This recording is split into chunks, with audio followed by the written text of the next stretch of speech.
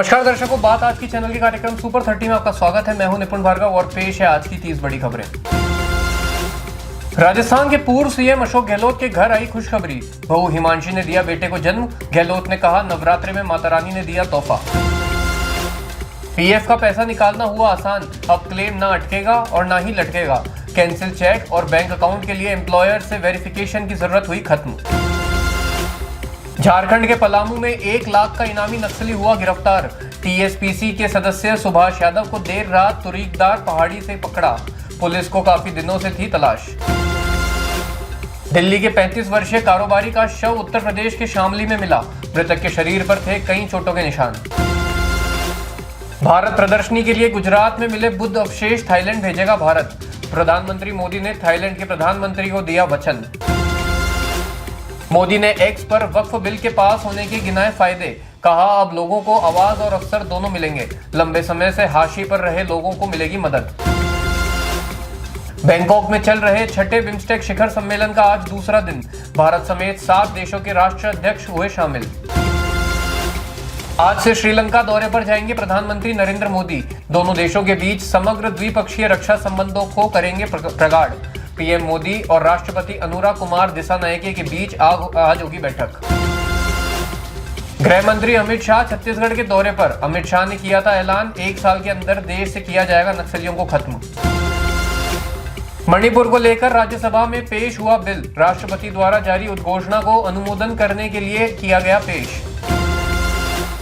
रात 2:30 बजे पास हुआ राज्यसभा में वक्फ संशोधन विधेयक बिल।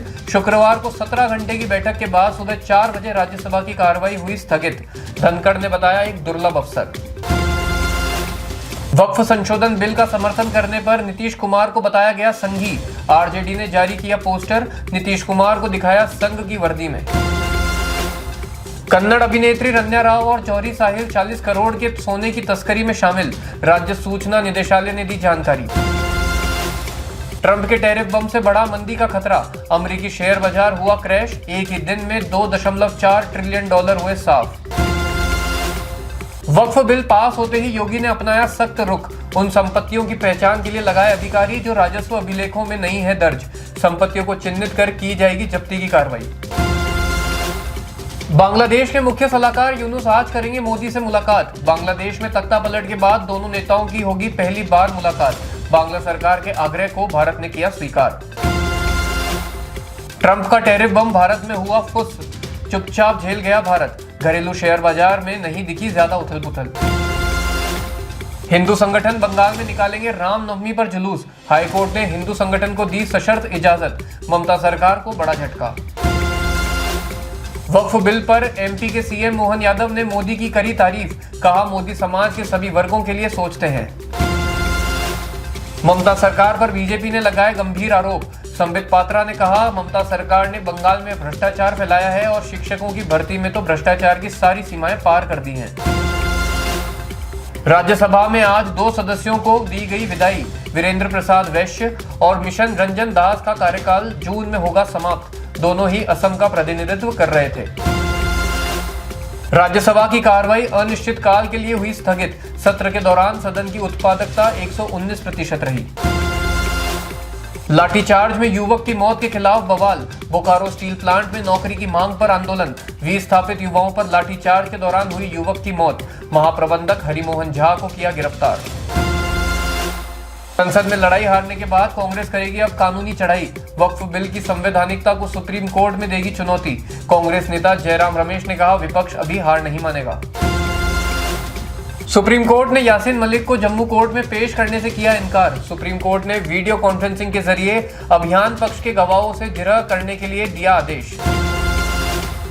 एसपी सिंह बघेल ने बोला, कांग्रेस सरकार पर हमला। कहा, भाजपा या एनडीए कोई अच्छा विधेयक लाती है तो कांग्रेस पार्टी उसे जटिल बनाने और अदालत में रखने का काम करती है। कांग्रेस चाहती है कि कोई भी अच्छे विधेयक का लाभ जनता तक ना पहुंचे।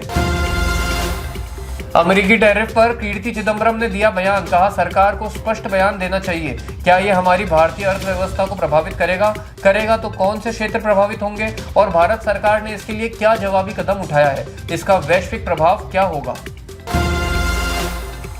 झारखंड में ईडी ने धन शोधन मामले की जांच के सिलसिले में मारे 21 थानों पर छापे। जांच को केंद्र सरकार की स्वास्थ्य योजना में कुछ कथित अनियमितताओं से संबंधित बताया जा रहा है।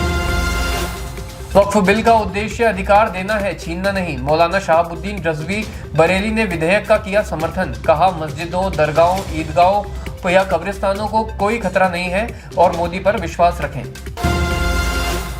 अमित शाह ने वक्फ पर संशोधन विधेयक को संसद की मंजूरी की सराहना की। कहा, वर्षों से जारी अन्याय और भ्रष्टाचार होगा समाप्त, न्याय और समानता के युग का होगा आरंभ। सुपर 30 में आज के लिए इतना ही। कल फिर आपसे इस कार्यक्रम में मुलाकात होगी। तब तक के लिए बने रहिए आपके अपने चैनल बात आज की के साथ। धन्यवाद।